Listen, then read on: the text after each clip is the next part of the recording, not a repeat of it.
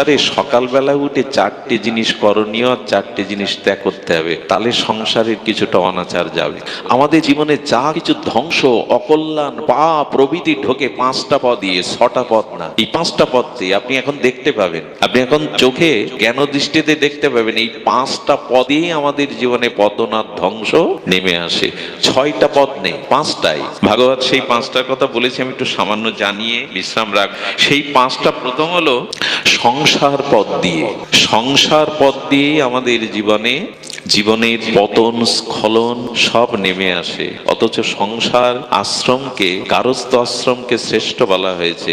সেখানে মহাপ্রভু নির্দেশ দিয়েছেন, অনাচার ছাড়ো, সংসারটা কৃষ্ণের করো, নাহলে ওই সংসারের পথ দিয়েই তোমার জীবনের পতন নেমে আসবে। আমি গতকাল বলছিলাম, সংসারে সকালবেলা উঠে চারটে জিনিস করণীয়, চারটে জিনিস ত্যাগ করতে হবে, তাহলে সংসারের কিছুটা অনাচার যাবে। কটা ত্যাগ করতে হবে শুনছেন না ঘুমাচ্ছেন? শুনছেন, অনেকেই ঘুমাচ্ছেন, জেগে থাকুন। চারটে জিনিস সকালে উঠে প্রথম ঘুম ভেঙে করতে হবে। চারটে জিনিস ত্যাগ আর চারটে জিনিস গ্রহণ। আমি বলছি আপনার সংসারের পথ দিয়ে আর ক্ষতি ঢুকবে না। প্রভাতে ঘুম থেকে উঠেই চারটি জিনিস আপনাকে ত্যাগ করতে হবে। প্রথম যেটি বলা হলো, ঘুম থেকে প্রভাতে শয্যা ত্যাগ করার পরে কেউ আয়নায় মুখ দেখবেন না। অভাব, দুর্দশা, অশান্তি, অভিশাপ ঢুকবে। দর্পণে মুখ দেখা যাবে না। কি দেখতে হবে? সকালে উঠেই বরঞ্চ দর্পণটা ওখানে রাখবে না যেখানে চোখ পড়ে যায়। স্বচ্ছ বস্তুতে তেমনি চোখ চলে যায়, ওখানে ভগবানের বিগ্রহ বা পট এগুলি রাখতে হবে। দ্বিতীয়ত, ঘুম থেকে উঠে বিছানায় কোনো কিছু আহার করা যাবে না। এখন কি বলে মাস্টার? গ্রিন টি দাও চা তো, হ্যাঁ। বিছানায় উঠে শয্যা ত্যাগ করে বিছানাতে কিছু অভাব আসবে, অভিশাপ আসবে, দুর্গতি আসবে এই পথ দিয়ে। এখন তো চারটে পরেটাও চলে বসে বসে, আলুর পরেটা, অমুক তমুক। বিছানায় মুখ মানে বিছানায় বসে কিছু পাওয়া যাবে না। তৃতীয় সংকেত হলো, ভোরবেলা যদি ঘুম ভেঙে যায় তাহলে দৈহিক সম্বন্ধ, কাম বা কামনায় জড়াবেন না, অভিশাপ ঢুকবে। যদি বলেন কোথায় পেয়েছে, এটা ভাগবতেরই সন্দেশ। এখানে দেহভোগ করা যাবে না। আর শয্যা ত্যাগ করার পরে কোনো কারণে কারোর সাথে কোনো ঝগড়া বা কটু কথা, প্রথম কথাটা বলা যাবে না। চারটে জিনিস সকালে উঠে ত্যাগ করুন। আপনার জীবনে অনেক অনাচার, অনেক অনেক অভিশাপ সংসার থেকে প্রায়শই সব অভ্যাসগুলো আমার মধ্যে তো আছে, এই জন্য বলছি এই চারটে আপনাকে মানতেই হবে, নাহলে অনাচার ঢুকবে, অভিশাপ ঢুকবে। এর কোনো না কোনো কারোর সাথে আমরা জড়িত, এই চারটের সাথে কেউ না কেউ, কখনো কখনো। চারটে জিনিস করতে হবে, এটি নিষেধ, গ্রহণ করতে হবে চারটে জিনিস। খুব মার্মিক কথা। বৃন্দাবনের এক আচার্যের মুখে আমি শুনেছিলাম, কথাটা এখনো মনে রয়ে গেছে। প্রভাতে উঠে চারটে করণীয় কাজ। প্রথমে হাতের দিকে তাকাতে হবে ঘুম ভেঙে। কোন দিকে? বলে হাত দেখবো নাকি? সকালে হাত দেখতে হবে। হাত দেখার অর্থ হলো হাতের অগ্র, এই যে করের অগ্রভাগটা দেখতে হবে। করের অগ্রভাগে বলা হয়েছে, করাগ্রে বসতি লক্ষ্মী, অর্থাৎ দেখতে হবে আমার করাগ্রে বসে আছেন লক্ষ্মী। আর হস্ত মধ্যে বসতি সরস্বতী, মাঝখানে কে আছেন? সরস্বতী। হাতের মূল কেন্দ্রে দেখতে হবে শ্রী গোবিন্দকে। কি সংকেত দিল জানেন? এই হাত ভগবান দিয়েছেন সুবুদ্ধি আর সুকর্ম করবার জন্য, আর এই দুটো উদ্দেশ্য গোবিন্দকে সমর্পণ করে করতে হবে তোমায়। আচ্ছা, এই যে প্রণাম করা হাত দিয়েই তো, হাত এবং মাথা দুটো লাগে প্রণাম করতে। কেন জানেন? প্রকৃত প্রণাম সেই দিনই হবে। হাত হলো কর্মের প্রতীক, আর মস্তিষ্ক হলো বুদ্ধি প্রতীক। বুদ্ধি আর কর্ম দুটোই ভগবানকে সমর্পণ করো, এটাই প্রণাম, এটাই মঙ্গল। শুধু মাথা নত করলাম, হাত জোড় করলাম, এটা প্রণাম? এই জন্য সকালে উঠে সিদ্ধান্তে, হে ভগবান, করমূলেকে গোবিন্দকে দেখতে হবে, করমূলে গোবিন্দকে দেখতে হবে, মধ্যে সরস্বতী, অর্থাৎ কর্ম এবং জ্ঞান ভগবানকে সমর্পণ করেই দিন শুরু। প্রথম কাজ এটা করলে লক্ষ্মী, সরস্বতী, গোবিন্দ কৃপায় আপনার বুদ্ধি, জ্ঞান এগুলি আসবে। দ্বিতীয়ত, প্রভাতে শয্যা ত্যাগ করে অবশ্যই শ্রী ভগবানের বিগ্রহের দিকে বা কোনো শুভ, কোনো মহামানব, শ্রীগুরু, এদের দিকে চাইতে হবে। তৃতীয় যেটি করতে হবে সেটি হলো, মাটিতে নামার আগে আমাদের ভূদেবী, ভগবানের সহধর্মিণী ভূদেবী অর্থাৎ পৃথিবী মাকে, ভূমি মাকে, এটা আমাদের গৌড়ীয় বৈষ্ণবদের বলা আছে, প্রণাম করেই তবে পাটা দিতে হবে। এবং সকালবেলা প্রথম কাজ হবে আপনার কোনো পশু পাখি জীব জন্তু পরিবারের কাউকে কোনো না কোনো খাদ্যবস্তু দিয়ে তবে আপনাকে মুখে খাদ্য দিতে হবে। চারটে শুরু করে দিন, কাল থেকে সৌভাগ্য আপনার জীবনে আসবেই। আমি মাদুলি বেচতে আসিনি, আপনাদের ভাগ্যের জ্যোতিষী হয়ে আসিনি, ভাগবত বলতে এসেছি, এর দ্বারা কল্যাণ আসবেই। সুধীমণ্ডলী, সংসার যদি অনাচার না ছাড়তে পারি তবে বিল্ডিং দিয়েও, ঘর সাজিয়েও, ওই যে বললাম অন্তর বিকাশা শুরু করেছিলাম, লঙ্কার বিকাশ যেন আমরা না চাই, অযোধ্যার বিকাশ চাই। অর্থাৎ এই ভেতরটা শুদ্ধ করতে পারে এই সদাচার, ভগবত ভজন, এগুলি। দ্বিতীয়, আমাদের জীবনের অশান্তি, অকল্যাণ, পতন আছে সম্পত্তি নিয়ে। কি নিয়ে? সম্পত্তি। একটা অনুরোধ করব, সংসারে আত্মীয় স্বজন, জ্ঞাতি, ভাই, সম্পত্তির যার যেটুকু প্রাপ্তি সেটুকু তাদের বুঝিয়ে দিবেন, যদি অভিশাপ থেকে মুক্ত হতে চান। যার যেটুকু প্রাপ্তি, কারণ সম্পত্তি নিয়েই আমাদের জীবনে বিপত্তি। এই পাঁচটা ছাড়া অন্য কোনো পথ নেই আপনার জীবনের পতন আসবার, ধ্বংস আসবার। যেখানে যত সমস্যা, এই জন্য যার যেটুকু প্রাপ্তি, 5টা গ্রাম দিলে কুরুক্ষেত্রে হতো না, কিন্তু যুদ্ধ ছাড়া সূচের অগ্রে মাটি দেব না। এই তো, এই জন্য বলছেন সম্পত্তি যার যেটুকু প্রাপ্তি তাকেই দে। আমরা আগড়ে ধরে রাখতে চাই, অন্যকে বিমুখ করে আগড়ে ধরতে থাকতে চাই, সেটাই তখন অভিশাপের কারণ হয়। আরেকটি আছে সম্বন্ধ থেকে। কি থেকে? খবরদার, নিজের রক্তের সম্পর্ককে খারাপ হোক, মন্দ হোক, মনের মতো না হোক, ওইখানেই সন্তুষ্ট থাকে চেষ্টা করুন। এদের বাইরে অন্য সম্পর্ক খুব গাঢ় করতে যাবেন না। জীবনে ওইখান থেকেই সমস্যা তৈরি হবে, ওইখান থেকেই জীবনের সমস্যাটা তৈরি হবে। শুধু ভক্তমণ্ডলী, এই জন্য আজকে কিছু মনে করবেন না, বাইরের সম্বন্ধকে আমরা বেশি আবেগ জানাই, কর্তব্য ওখানে উদলে ওঠে। আমাদের সিদ্ধ রামকৃষ্ণ দাস বাবাজি মহারাজ, বৃন্দাবনে সিদ্ধ বাবা, রামকৃষ্ণ বাবাজি মহারাজ এত সিদ্ধ, মহান সিদ্ধ আচার্য বৃন্দাবনের। গর্ভধারিণী মা এসেছে ছেলেটাকে দেখতে, ওনার ভজন কুটিরের সামনে মা বসে রয়েছে। ওরা তো অন্তর্মনা, রাধারানী চিন্তা করে, মার দিকে দৃষ্টি যায়নি 2 দিন। মা মনের কষ্টে অভিমান নিয়ে বাড়ি ফিরে গেছে। যেদিন মা ফিরে গেছে সেই দিন থেকে ওনার লীলা স্মরণ, ওনার অন্তরে রাধা মাধবের যা কিছু স্মৃতি সব গেছে। উনি কাঁদছেন, রোদন করছেন রাধারানীর কাছে, কারণ জল ছাড়া যেমন মাছ বাঁচে না, ওরাও তো লীলা স্মরণ ছাড়া বাঁচে না। চিৎকার করতে করতে গুরুদেবের চরণে পড়েছে। গুরুদেব বললেন, অজান্তে কাউকে, কারো চরণে তোমার অপরাধ হয়ে গেছে। পাশে যারা ছিল তাদের কাছে শুনলেন, আপনার মা 2 দিন আপনাকে দর্শনের জন্য এসে বসেছিল, আপনি চিনতেও পারেননি, তার দিকে তাকানো নেই। বাড়ি ফিরে গেলেন, মার চরণ ধরে 8 বছর মাকে সেবা করলেন বৃন্দাবনে। সিদ্ধ এমনি হওয়া যায়? আচ্ছা, বালি বলে গেল সুগ্রীবকে, সুগ্রীব রাক্ষসী এসছে, তার সাথে যুদ্ধের জন্য আমি গুহায় ঢুকছি, আমি না আসা পর্যন্ত এই দ্বার থেকে তুমি যাবে না। 15 দিন পরে দেখলো রক্ত ভেসে আসছে। রক্ত ভাবলো তাহলে দাদা মনে হয় মারা গেছে, এসেই রাজ্য নিয়ে নি। বালি কেন সুগ্রীবের স্ত্রী কেড়ে নিল, রাজ্য কেড়ে নিল? কোন রাগে জানেন? রক্তটা এসেছিল, তোমাকে দেখতে হতো এটা কার রক্ত, ভাইয়ের রক্ত না রাক্ষসীর রক্ত।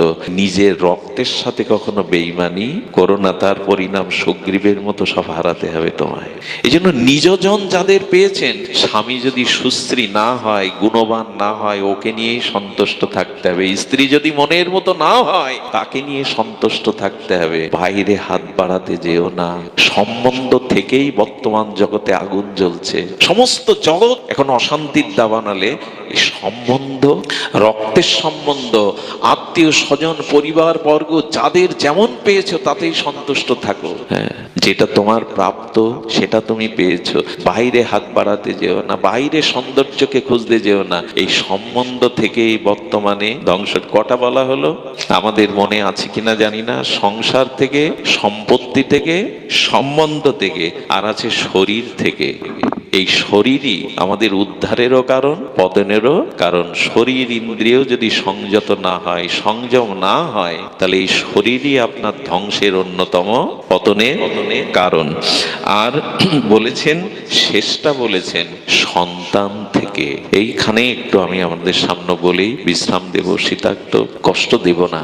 সন্তান থেকে, ওই যে কথা বলছিলাম, সন্তান যদি সংসারে না আনা যায়, তাহলে কিন্তু আমি দেখেছি অনেক উঁচু মাথা নিচু হয়ে যেতে, অনেক বড় রাজত্ব ধ্বংস হয়ে যেতে, শুধুমাত্র অসৎ চরিত্র আর দুষ্ট সন্তানের জন্য। হাহাকার করতে দেখেছি, কত বড় জায়গায় ছিল, কত বড় উন্নত মর্যাদায় ছিল, ধ্বংস হতে দেখেছি।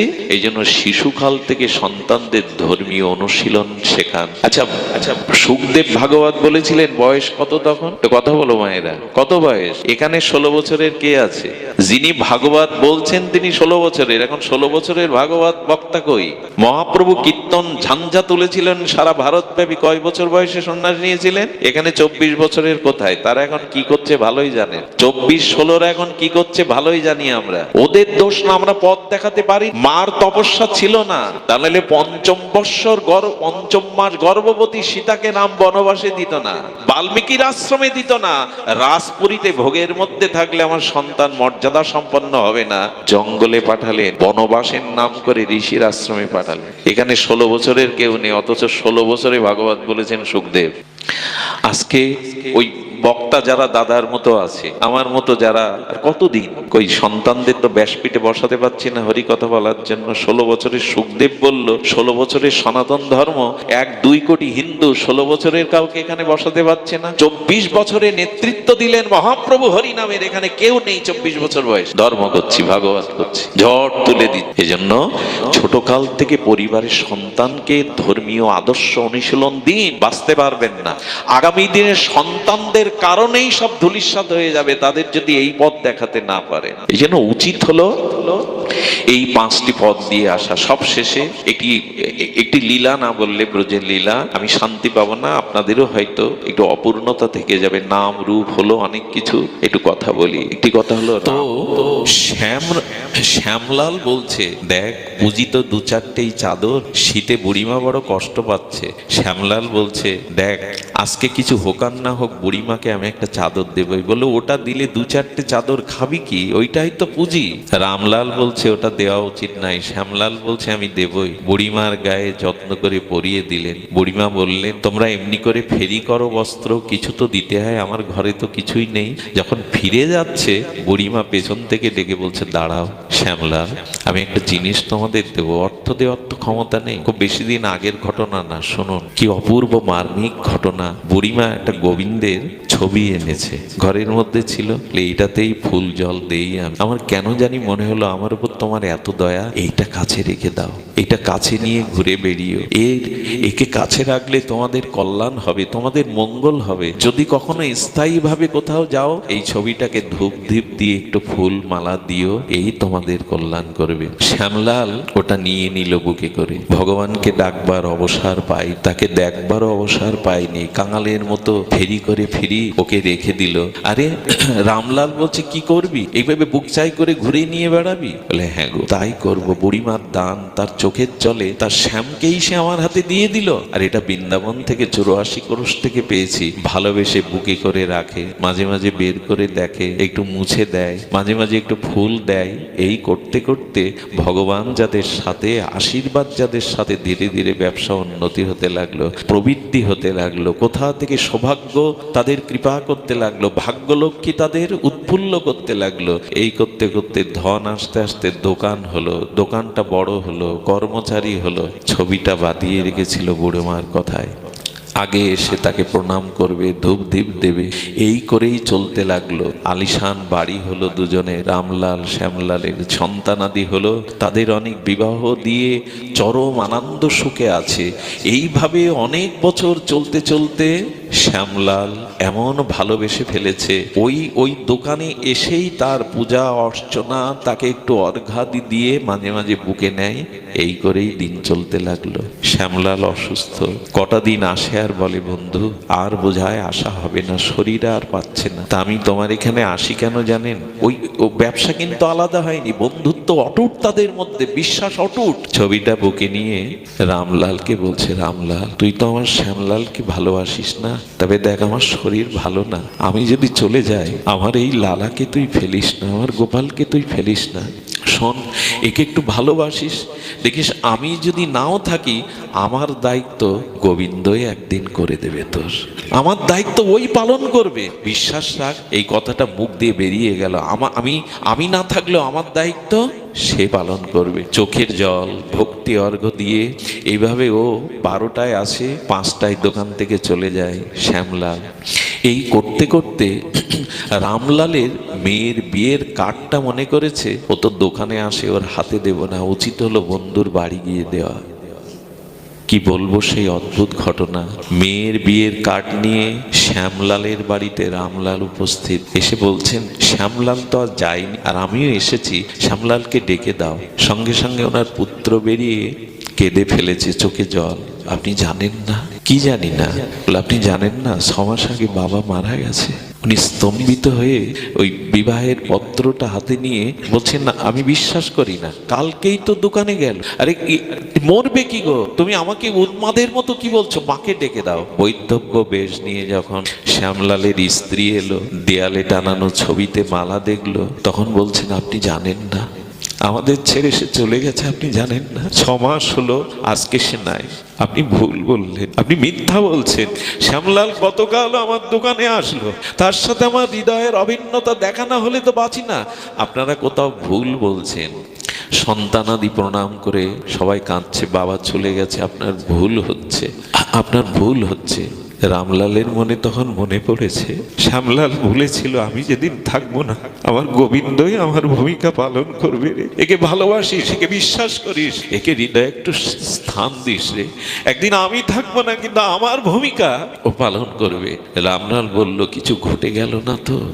আচ্ছা, এই 6 মাস যে চলে গেছে তোমরা আমাকে জানাওনি। বললো, আপনি তো প্রতি মাসে আসেন, আপনি তো প্রতি মাসে ওর অংশের লভ্যাংশের টাকা দিতে আসেন। বলে, আমি আসি? আমি 6 মাস পরে তো আজকে নিমন্ত্রণ কার্ড দিয়ে আসলাম, আমি তো আসি না কখনো। ওরা বলছেন, কেন ছলনা করছেন, আপনিই তো আমাদের খরচটা দিয়ে যান মাসে মাসে। উনি বুঝতে পারলেন, দৌড়ে গিয়ে দোকানে সেই গোবিন্দের বিগ্রহটা বুকে নিয়ে বললেন, প্রভু সামান্য তোমাকে একটু হৃদয়ে ভালোবেসেছিল শ্যামলাল, আজ তার হয়ে তুমি কথা রাখো, আমার স্বরূপে তুমি তাদের চালাচ্ছ।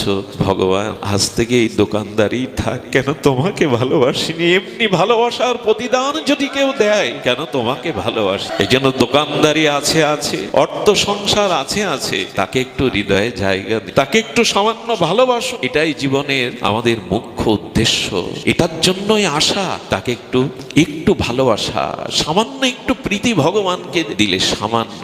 গোবিন্দ বলেছিলেন, 1 পা এগিয়ে এসো, আমি 100 পা তোমার দিকে এগিয়ে যাব। তুমি আমাকে কি খুঁজছো, আমি তো তোমাকে খুঁজে ফিরছি গো। তুমি আমার জন্য কতটুকু কাঁদছো।